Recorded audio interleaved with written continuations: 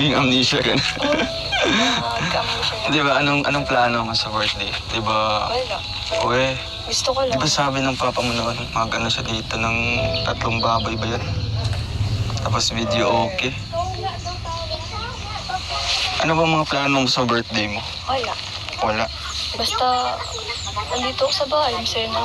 Tsaka magsisimba. Ako ba? Di ba ako kasama sa plano mo? Your love is like the sun, it lights up my world. Kailangan pa bang itanong yun? Your love is like the sun, it lights up my world. Pero ano sa sa'yo, kung gusto mo magsimba, handa naman akong sunduin ka dito o kaya doon sa tita mo. And kung ano mga pwede kong maitutulong sa paghahanda. Hindi na ako nakakahanda. Ano? Ano bang gusto mong regalo?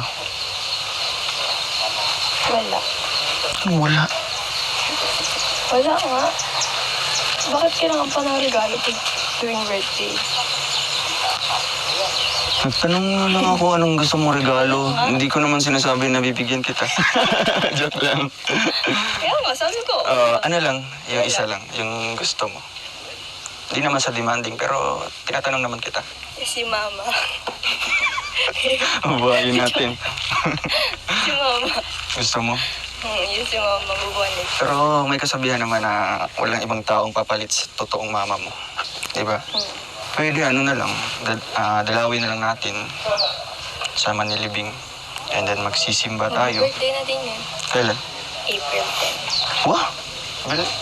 Lapit na din. 36 na siya. Bata pa ng mama mo. Ano, dalawin natin? Monday, di ba yun? Dalawin natin. Sa birthday niya. Padalawin talaga.